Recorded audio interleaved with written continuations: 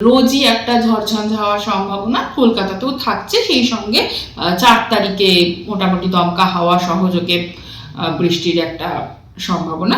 4 তারিখে কিন্তু আবার একটা স্পেল, মানে যেরকম আমরা গত 2-1 দিনে পেয়েছিলাম সেরকম আবার প্রত্যেকটা জেলাতেই মোটামুটি ভালো মতো দমকা হাওয়া, কোথাও কোথাও 50 থেকে 60 কিলোমিটার গতিবেগে। যে সিনপটিক কন্ডিশন, এর ফলে ভালো বৃষ্টি হওয়ার সম্ভাবনা রয়েছে গ্যাঞ্জেটিক ওয়েস্ট বেঙ্গল এবং সাব হিমালয় ওয়েস্ট বেঙ্গলে, দু জায়গাতেই। এবং আপনি যদি দেখেন যে গতকাল মানে আজ সকালে যে আমরা প্রেসিপিটেশন পেয়েছি তাতে সাব হিমালয়ান ওয়েস্ট বেঙ্গলে বেশ কয়েকটি জায়গায় ভেরি হেভি এবং হেভি রেনফল হয়েছে। এবং আমরা এই কারণেই আগামী 3 দিন আরও সাব হিমালয়ান ওয়েস্ট বেঙ্গল মানে উত্তরবঙ্গে ভারী বৃষ্টির পূর্বাভাস দিয়ে রেখেছি। এবং আজকে মানে উপরের 5টি জেলাতেই এই সম্ভাবনা রয়েছে। সেই সঙ্গে আগামীকাল এবং আগামী পরশু মানে 2, 3 এবং 4 এই 3 দিনই থাকছে উত্তরবঙ্গে ভারী বৃষ্টির সম্ভাবনা, মূলত হিমালয় এবং হিমালয় সংলগ্ন যে 5টি জেলা সেখানে। এর সঙ্গে মানে রোজই থাকছে না একই জেলাগুলিতে, আমি বলে দিচ্ছি। 1 তারিখে মোটামুটি, 2 তারিখে মোটামুটিভাবে সবকটি জেলাতেই সম্ভাবনা।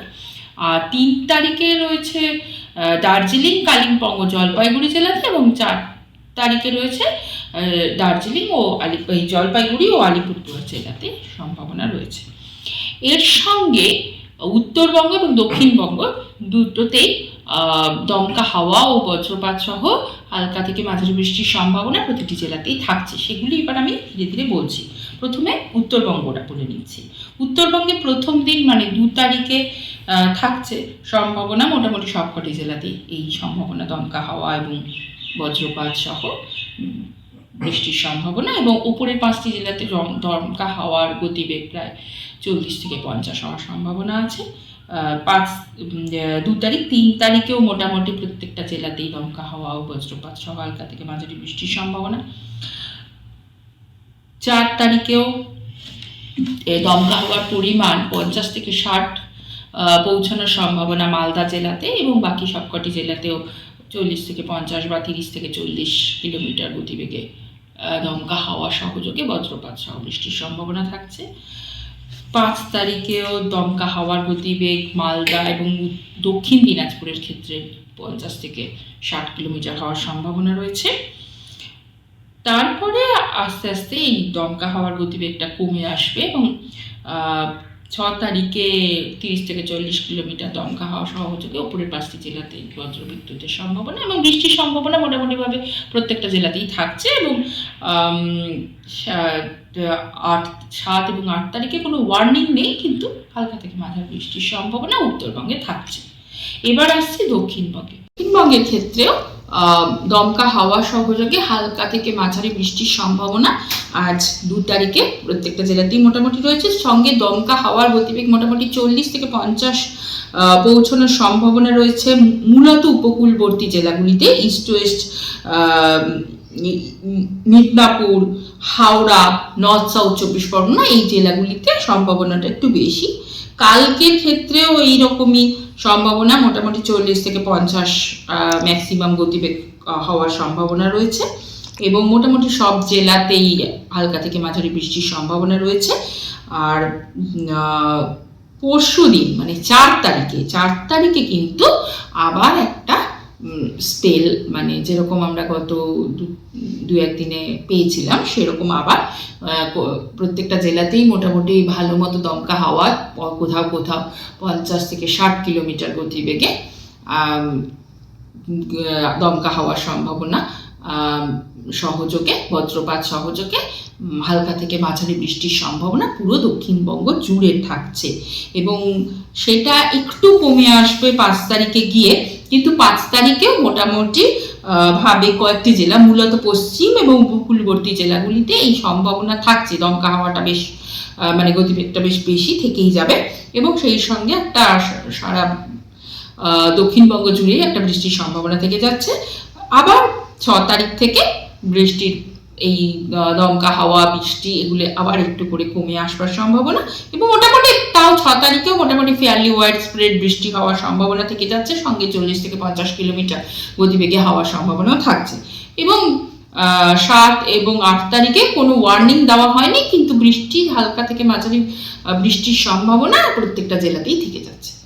এই মোটামুটি দক্ষিণবঙ্গের পূর্বাভাস। এর সঙ্গে আসছে কলকাতা যেহেতু দক্ষিণবঙ্গের মানে মধ্যেই, সেহেতু এই যে একটা রোজই একটা ঝড়ঝঞ্ঝা হওয়ার সম্ভাবনা কলকাতাতেও থাকছে, সেই সঙ্গে 4 তারিখে মোটামুটি দমকা হাওয়া সহযোগে বৃষ্টির একটা সম্ভাবনা কলকাতা থেকে যাচ্ছে। এবং দক্ষিণবঙ্গ এবং উত্তরবঙ্গ দুটি বঙ্গেই যেহেতু বেশ ভালো মতো বৃষ্টির সম্ভাবনা থাকছে, এখন তাপমাত্রা সেরকম ভাবে পরিবর্তিত হবে না। গতকালকের তুলনায় আজকে যদি দেখেন যে মোটামুটি তাপমাত্রাটা কালকের যে সর্বোচ্চ তাপমাত্রা ছিল তার তুলনায় আজকে আমরা আশা করছি সর্বোচ্চ তাপমাত্রাটা একটু বাড়বে। আজকে সর্বোচ্চ তাপমাত্রা কলকাতার ক্ষেত্রে 32 ডিগ্রি সেলসিয়াসের কাছাকাছি পৌঁছানোর সম্ভাবনা রয়েছে, মোটামুটি এরকমই থাকবে। আবার ধরুন 4 তারিখে যেহেতু একটু ঝড়ঝঞ্ঝাটা বেশি হওয়ার সম্ভাবনা, সেহেতু ওই দিন বা ওর পরের দিন একটু টেম্পারেচারটা কমবে, কিন্তু খুব একটা হেরফের হবে না। মোটামুটি যা তাপমাত্রা 1-2 ডিগ্রি এদিক ওদিক হওয়াটাকে আমরা বলি যে সেরকম কোনো পরিবর্তন নেই, তো সেই রকমই মোটামুটি এখন আপাতত দুই বঙ্গে তাপমাত্রা মোটামুটি একই রকম থাকবে। আর যেহেতু এই যে 4 তারিখ এবং 5 তারিখে বেশ গাছটি দমকা হাওয়া সহযোগে বৃষ্টির সম্ভাবনা এবং আর ঝড়ঝঞ্ঝা এবং 40 থেকে 50 কিলোমিটার গতিবেগ আজকে কালকেও রয়েছে, এর জন্য আমরা মৎস্যজীবীদের জন্য সতর্কতা বার্তা জারি করেছি এই এবং 5 তারিখ অবধি। তো সেই ওয়েস্ট বেঙ্গল এবং নর্থ উড়িষ্যা কোস্টে মৎস্যজীবীদেরকে যাওয়ার জন্য নিষেধাজ্ঞা করা হচ্ছে। আর এই সঙ্গে কমলা সতর্কতা বার্তা দক্ষিণবঙ্গের ক্ষেত্রে থাকছে 4 তারিখে এবং 5 তারিখেও কয়েকটি জেলাতে থাকছে, মানে যে জেলাগুলিতে গতিবেগ 50 থেকে 60-এ পৌঁছবে হাওয়ার গতিবেগ, সেই জেলাগুলিতে থাকছে 4 এবং 5। 4 তারিখে সবকটি জেলার জন্য এবং 5 তারিখে কিছু কিছু জেলার জন্য। আর উত্তরবঙ্গের ক্ষেত্রেও তাই, যেহেতু 3 এবং 4 এবং 5 তারিখে উত্তরবঙ্গেও গতিবেগ ভালো থাকবে, এবং সেই সঙ্গে উত্তরবঙ্গে প্রথম 3 দিন আমরা ভারী বৃষ্টির সম্ভাবনা বলেছি, এই কারণে যেখানে যেখানে ভারী বৃষ্টির সম্ভাবনা থাকছে এবং যেখানে যেখানে হাওয়ার গতিবেগ 50 থেকে 60 কিলোমিটারে ওঠার সম্ভাবনা রয়েছে, সেই সমস্ত জায়গায় কমলা সতর্কতা বার্তা দেওয়া হয়েছে।